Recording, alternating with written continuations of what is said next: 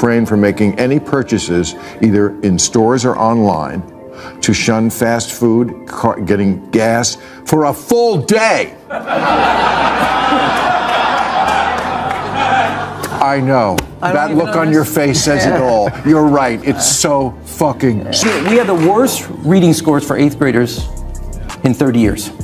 And nobody, not a governor, not a mayor, not a president, not a secretary of education is talking about it. We're all wrapped up. Look, in 7th grade, if I known that I could have said the word they and got in the girls' bathroom, I would have done it.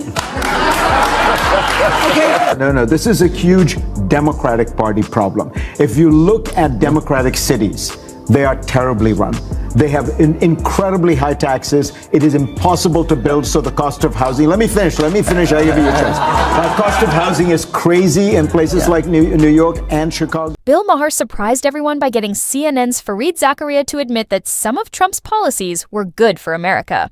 On Real Time with Bill Maher, Zakaria laughed nervously, but ended up saying the truth, almost like he forgot he was. On CNN, Trump wants to sell a visa. You get permanent residency. By the way, I looked this up, we are hardly the first country to do this. Doesn't mean it's the right thing to do. But, you know, I remember... Yeah, we actually have a version of it. It's sort of called, I think it's called the EB5 or something like that. So it's fine to do it. I actually think maybe it's because I'm, very patriotic.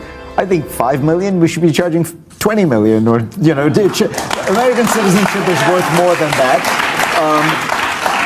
It comes with Ukrainian minerals, though. But what I love about Trump is he said, you get the green card, but with this, the gold card, you get extra privileges.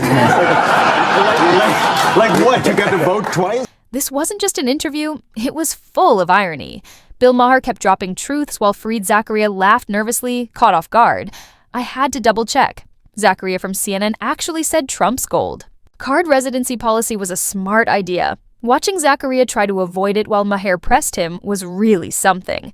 You could see the surprise on his face. Even more, Zakaria said the $5 million policy should be raised to $20 million. Well, now you're speaking Chicago language. I'm for it, but it's part of a bigger package on immigration reform. It's been 42 years since the last one. So I'm not against it, but it's part of a whole package. According to Zakaria, if you're wealthy and want to live in the U.S., you better be ready to pay a lot. And this is coming from a guy who usually talks about fairness and inclusion. The irony was hard to miss. I have to give credit to Bill Maher. He's really smart at getting people to reveal the truth. He managed to get not one, but two strong left-leaning guests to admit on live TV that they actually agreed with the Trump policy. It was like watching a magician make people confess out of nowhere. But Maher didn't just get lucky, he planned. While starting the conversation in a relaxed way to lead them into it. There is a general rule. I had this when I was mayor. Safe streets, strong schools, stable finances. Focus on those three things and your city's going to be fine. We've gone through 5 years where people became way too permissive of culture. They were all, which is why everything's locked up at Walgreens and CVS, and that is a disaster. Yeah. And I'll say this about our schools. I don't want to hear another word about the locker room. I don't want to hear another word about the bathroom. You better start focusing on the classroom. I agree. Bill Maher said, hey, this policy is actually pretty smart. And suddenly, everyone started agreeing. It was like watching political dominoes fall one by one. Even Rahm Emanuel, a big name in the Democratic Party, jumped in to say it's been a long time since Washington saw a move that good. That made you wonder, what was his party doing all now? Those years in power, were they too busy showing off to actually make smart decisions? Here's the wild part. Rahm Emanuel didn't hold back. He started criticizing his own party like the left was turning on itself. Honestly, it was kind of funny to watch. To give you some background, during Real Time, Maher brought up Rahm Emanuel's 6.6% approval rating as Chicago's mayor. That's not just bad, that's terrible. And Rahm, a former Chicago mayor who knows how to handle bad news, didn't sugarcoat it. Instead, he smiled and threw his own team under the bus. We had the worst reading scores for 8th graders in 30 years. And nobody, not a governor, not a mayor, not a president, not a secretary of education is talking about it. We're all wrapped up. Look, in 7th grade, if I known that I could have said the word they and got in the girls' bathroom, I would have done it. Okay, We literally are a superpower. We're facing off against China with 1.4 billion people, and 2/3 of our children can't read 8th grade level. So no more about the lie. Wait a second, I'm on a roll for a second. No more. I don't want to hear. I gave him the light. But I don't want to hear another word about the classroom. I don't want to hear another word about the bathroom until you tell me what you're going to do with the classroom. I couldn't agree more.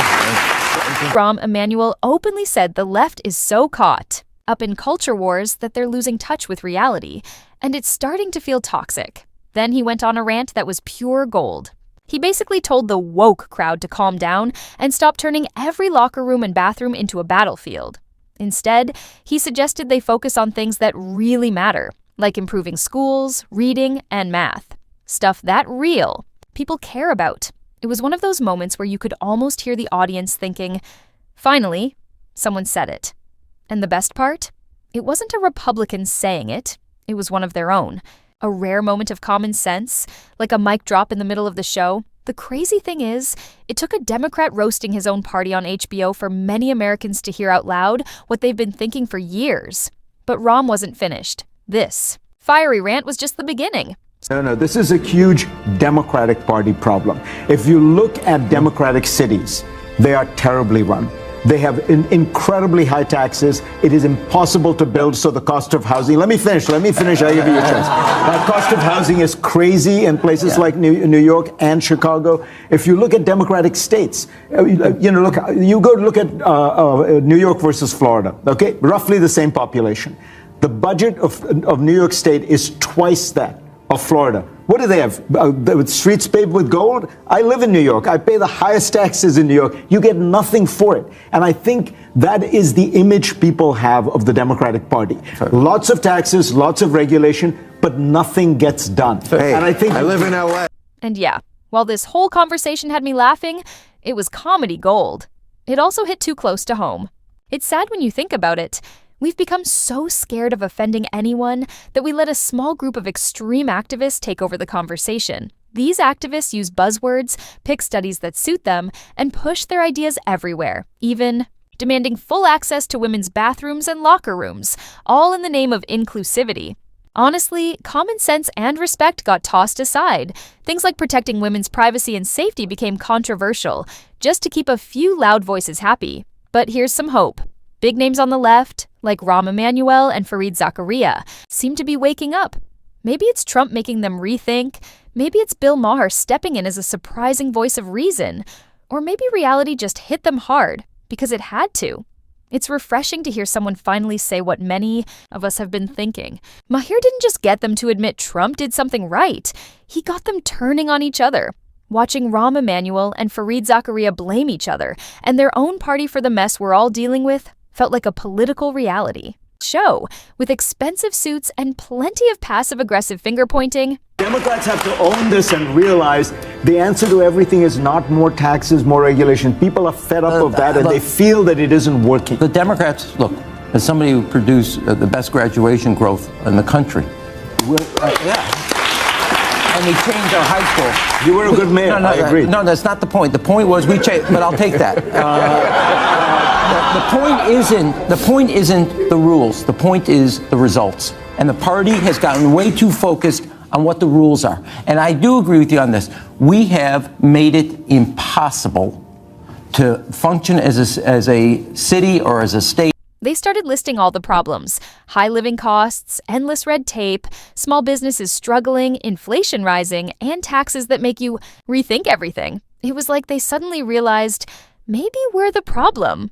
This wasn't just politics. It was real and messy, and honestly, kind of satisfying to watch. After years of telling others how to run the country, the left is now blaming itself out loud. And we're all watching with popcorn in hand. The big question: did Fareed Zakaria really wake up, or has he just been quietly agreeing while things got worse? CNN hasn't just reported news. They've run a strong anti-Trump campaign, with mostly Democrats on panels and only one Republican to appear fair. Their coverage felt more like attacks, always making Trump the villain. You know it's true. Take an example of this example. Here, obviously in LA, it took a fire and a natural disaster to make you realize, you know what, that rule's not that important. In Pennsylvania, a bridge collapsed. All of a sudden we go, well, that environmental rule is just not important. We got to build a bridge. It's much more important. And I think the Democratic Party should take a look at it and say, we're going to be honest, like we did in 1994 with reinventing government. Everything is on the table. Nothing is safe. And we can just look at it and say, that's essential. Those two things get out of here. And that doesn't happen. And that's a fair criticism. Maybe this is your next Democratic vice presidential candidate. Now that Fareed Zakaria is speaking up, you have to ask, where was he when Biden's policies were hurting the economy and small businesses? Was he staying quiet to protect himself or because of political pressure? Either way, it doesn't look good. This sudden wake up feels more like facing reality than a real change. If Democrats want to win back everyday voters, they need to stop the drama and focus on what really matters. No more distractions or policies that don't make sense. You can't fix things by arguing over minor issues online. You refrain from making any purchases, either in stores or online, to shun fast food, getting gas for a full day. I know. That look on your face says it all. You're right. It's so fucking. You can't win working people over by focusing on political drama instead of their real problems. People are tired of being lectured and want solutions for things like rent, safety, and jobs. If politicians don't get real, they'll keep losing. Democrats need to stop the virtue signaling and bring back common sense.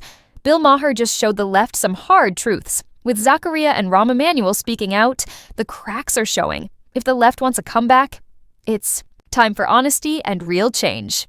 Thanks for watching. Like and subscribe for more.